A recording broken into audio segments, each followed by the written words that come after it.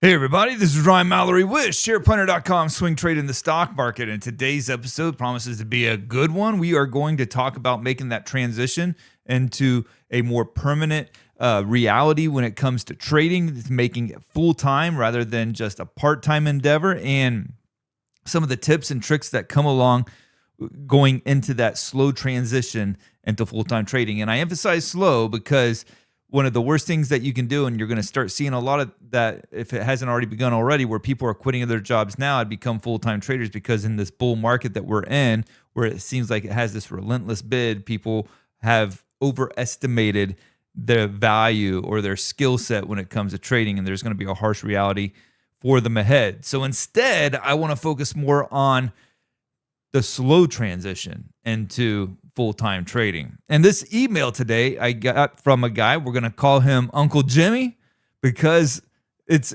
really after this guy. He's the guy who sprays the bugs around our house, because in Florida you got to have somebody constantly spraying bugs or they'll get into your house. And his name is Jimmy. He's actually a futures trader, and he always comes by and wants to talk shop with me, which is cool. But in any case, this is in honor of Jimmy. I call him Uncle Jimmy just because I honestly don't know why I call him Uncle Jimmy. But he's very country. I think maybe Bayou, not so much Florida country, but definitely country nonetheless.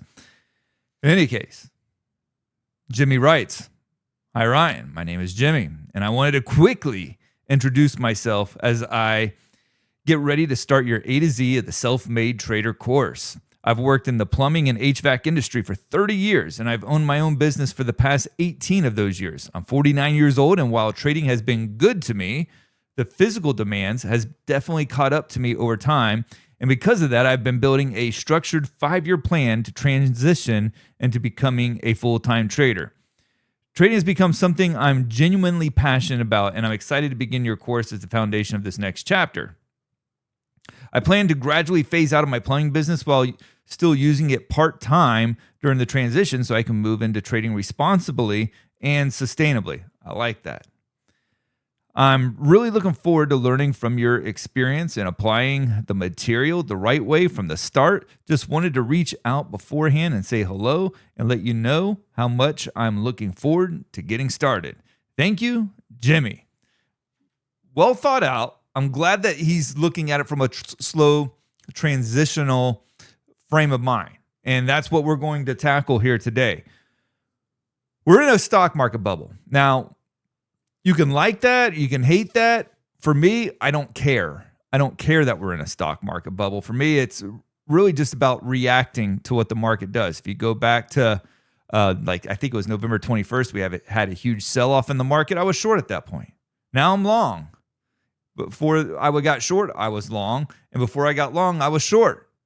And that's not because I had I don't know. If you look at politics, for instance, and I'm not trying to get into the world of politics, but you always hear the term flip-flopper, and it's used with a negative connotation.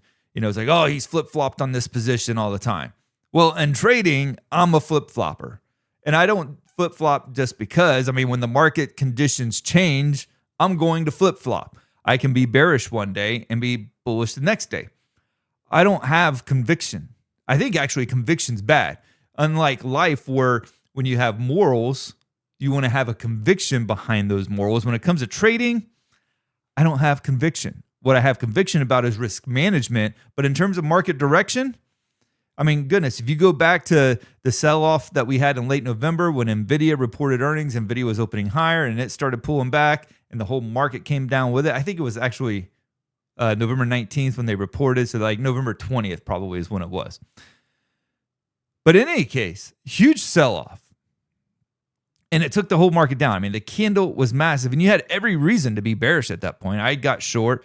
A lot of people, I'm sure, got short that day. I mean, it looked like the market was on the verge of falling apart. And really, ever since then, the market has been trading higher. It's only had a couple of days where it's actually traded lower. And the days that it sold off hasn't been by much. So the conviction is important. You don't want to have strong convictions when it comes to the stock market as to market direction or having to stay into a stock because you just have this conviction about this. I mean, you hear about conviction trades or conviction picks.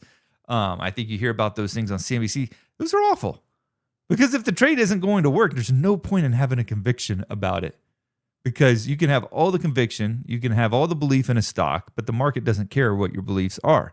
That's why it's not good to insert variables like conviction into your trading because when you do, you're putting something into the market that the market has no need for, no basis to acknowledge or to care about.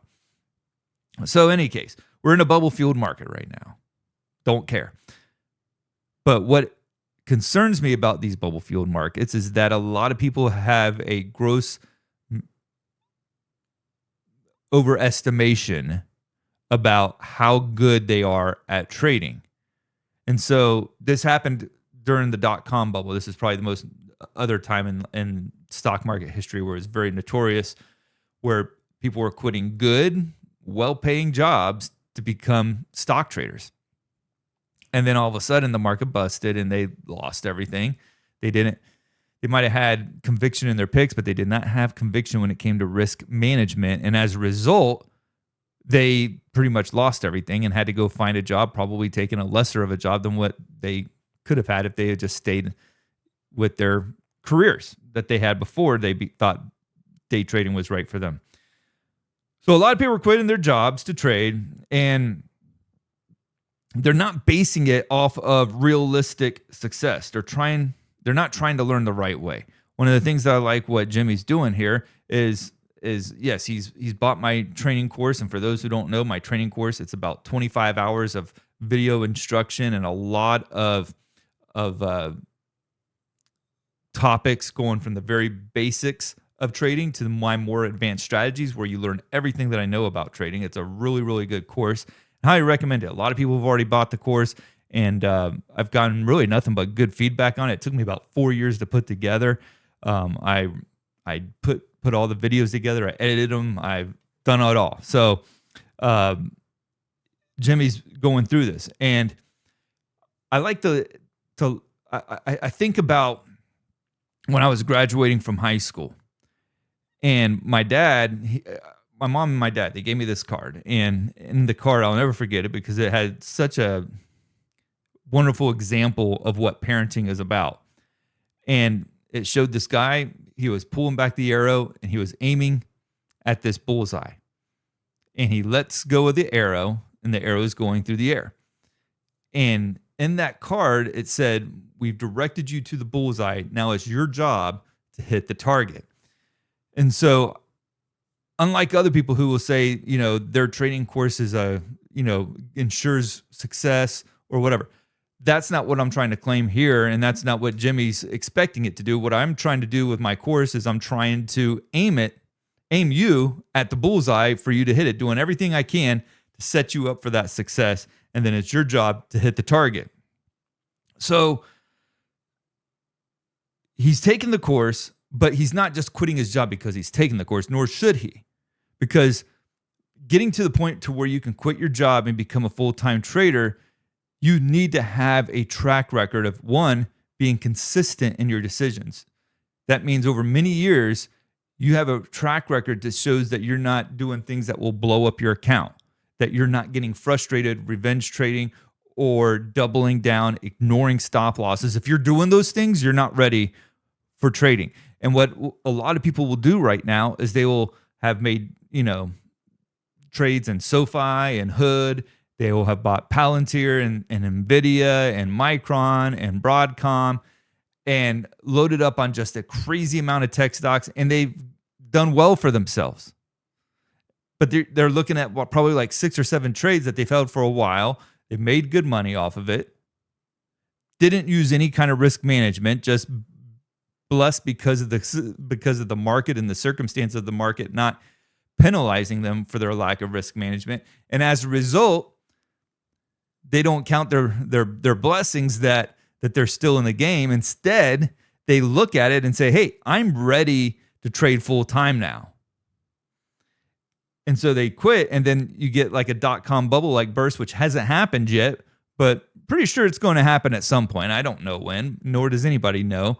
If they're telling you that they know, they're lying to you. But when it does happen, they're not going to be ready for it. For me, I'm not really worried about the bubble busting because I manage my risk in such a way to where I'm always ready for the worst possible scenario to happen. And if that happens, I'll either be short or I'll be going into cash. So like the dot-com bubble, people leaving pensions, leaving well-paying jobs, become traders. They think that, man, if I could just do this full time, I could make so much more money. My job gets really into the way. But I don't think that you should necessarily leave your job just because you want to be able to trade full time. Instead, I think, especially with the internet, especially with all the stuff that's going on with AI, we don't need to do that stuff. And I know it's kind of like a badge of honor to say I'm a full-time trader and I don't need the income from anything else. But especially when it comes to swing trading, there's a lot of downtime. You need something to keep yourself busy. Whether it's, I tell people if I wasn't doing Share Planner, which I'm sure you guys probably listening to this know about Share Planner. That's my website, shareplanner.com. But if I didn't have that, I'd probably be spending a lot of my day not only doing trading and going through charts and everything, and that does take time, but I'd probably be doing something like woodworking or carpentry or something that I would be able to enjoy and maybe do a little side hustle off of. And I think there's so many ways now with the internet to be able to do side hustles. And let's be honest, having a side hustle does make trading a little bit easier. If you're single or if you're the sole income winner in your family, and let's say your wife's at home with the 4 kids, you got car insurance, you got mortgage bills, you've got health insurance, you have grocery bills, which we know that's not going down. I mean, a ton of responsibilities. And when it comes to full-time trading, all those responsibilities are going to fall on your trades and on your decisions. And so when they start going wrong, you're not going to say to yourself, this trade's moving against me, I'm going to, do A, B, and C. No, you're going to say this trade's moving against me. I got to, put food in little Johnny's mouth. I've got to pay my bills. I got to pay the mortgage. I got to pay for college student loans. I've got all these other expenses. I can't afford for this trade not to work out. So then you get out of the trade when you shouldn't have gone out of the trade and you watch it go right back up. Or you get even more irrational. You start doubling down saying, I can't afford to lose it. I'm going to lower my cost basis by doubling down. And you lose far more, twice as much, 3 times as much. Because you start ignoring stop losses when you start doubling down as well, because you can't take that big of a loss.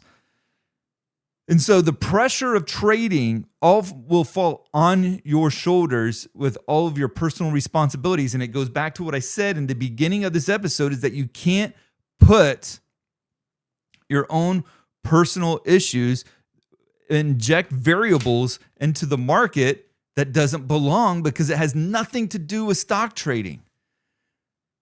And that's why I say things like position sizing is so important, is because if you're trading with too big of dollar amounts, you will start injecting variables that shouldn't be injected into the market, and you're trading and thinking as it pertains to risk management and taking partial profits, raising stop losses, when to get in, when to get out, whether you should be getting in, whether you should be getting out.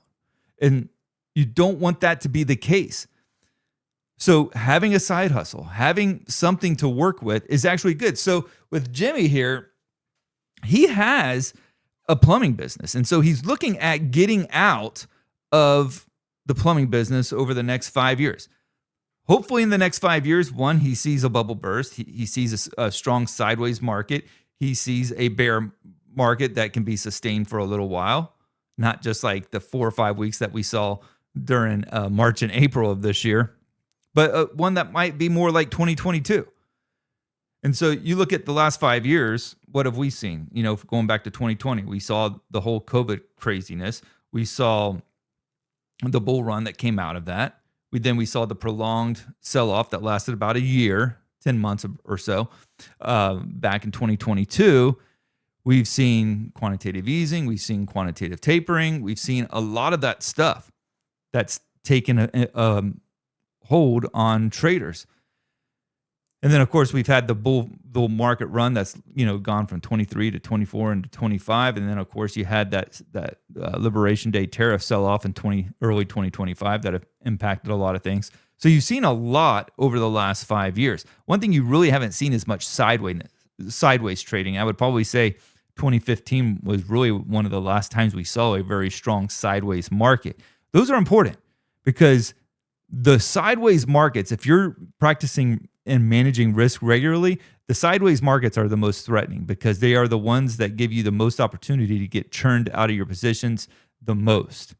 And so you really want to be able to go through a sideways market that can really test your patience. And when you're in a sideways market, the opportunities are not going to be that great. You take what we've seen since about the Wednesday before Thanksgiving, and the 5 or 6 days that's followed, it's been a very sideways market. So you've had to been really choosy with what you're getting into because you're not getting a lot of help out of the market. And so you're looking for opportunities that are ready to bounce off of key support levels and stocks that will be able to run without necessarily the help of the overall market. So in sideways markets can be very difficult. I think sideways markets are much more difficult than a bear market or a bull market. If it's me, I usually consider the bear markets probably the easiest just because volatility is working so well in your favor when you're short, and you can do far more with far fewer positions. It's actually incredible most of the time. But the sideways markets is really what gets you in trouble. So there are seasons in trading, like what I was just talking about with the bullish markets, bearish markets, sideways markets. And the market doesn't necessarily repeat itself, but kind of like history, it rhymes. So kind of with right now, with the AI movement, it rhymes a lot with the .com. Is it just like it? No. The AI bubble is like 17 times bigger than the NASDAQ bubble. It's quite scary. But this 5-year plan that Jimmy's talking about here, if I'm him, I don't necessarily try to get rid of the business, okay? I get that I'm 45. I'm feeling soreness a lot more these days. I changed this kitchen sink out, or not the sink, but the faucet. My wife wanted the silver. She didn't like the silver faucet anymore, wanted the black one. So I swapped that out, and I had to get in, contort my body in all sorts of different ways to be able to get that thing unscrewed and out of there and install the black faucet. I wake up this morning, I can't even hardly move my neck. It's hurting so bad. So I get with Jimmy being a plumber, not necessarily wanting to continue down that path for many more years. It's rough on the body. Now, what I would start trying to think about is how can I hand over the physical labor? Maybe it's to a kid, in the family, or maybe it's to a close friend, and some way that you can still be over it, being able to trade. Maybe you're doing more of the office and administrative work while other people are out in the fields. You're still able to make a little bit of income from the business. And the other thing too is over the next 5 years, as you're looking to do less and less physical or manual labor, look at what comes about in the AI space. There's going to be a lot of changes in there, some good, some bad, but there may be stuff that helps you run your business and be able to do both the plumbing and do the part-time trading or full-time trading more at the same time. And I actually think that's really good. A lot of people, like I said earlier, they think it's a badge of honor that they can say that they're a full-time trader. I have SharePlanner. I make money off of SharePlanner. Obviously, like with the training courses or with the trading block, I make money off of that. But could I do a full-time trading? Absolutely. And do nothing else? Sure. Would it be more stressful? Absolutely. But I don't need to. And as a swing trader, there's a lot of dull moments. I would need something else to do with my time because it would get kind of boring. That's why I love the trading block, because I get to trade with people every single day from around the world. It's awesome. The other thing, though, is not having to have that pressure. For me as well, my wife works, and so I don't need to necessarily tell her, it's like, look, I got to be a full-time trader, so you can't work, no. I like my wife working. It's different streams of income. Your wife works, I work, I trade. It's great. So the more streams of income that you can have with your trading, the less pressure it's going to put on you, especially if you're giving yourself 5 years. After that 5 years is up, you're going to have been used to making a regular income from your plumbing. And then all of a sudden that's going to be gone. It's going to feel a whole lot different. And so be careful. I think you're doing everything right. I think that you're in the right place, taking the training course, the Self-Made Trader, but let yourself see the seasons of trading to be able to experience the sideways markets, the bull markets, the bear markets. And obviously you're experiencing the bull market right now, but it's good to see what it's like when you get a heavy bear market as well. If you enjoyed this podcast episode, and I hope that you did, make sure to leave me a 5-star review on whatever podcast platform that you're listening to me on. Plus, make sure to like and subscribe to my YouTube channel. Yes, you could watch the videos of my podcasts on YouTube if you're not watching it right now. And make sure to check out the Self-Made Trader at SharePlanner.com. You can go there by clicking on Trading Academy, and you'll see it there for purchase. Also, send me your questions, your concerns, the things that trouble you. I want to hear about them. Ryan at SharePlanner.com, and I'll make a podcast episode out of them. Remember, Jesus Christ, He's the way, the truth, and the life. Nobody comes to the Father except through Him. Thank you, and God bless.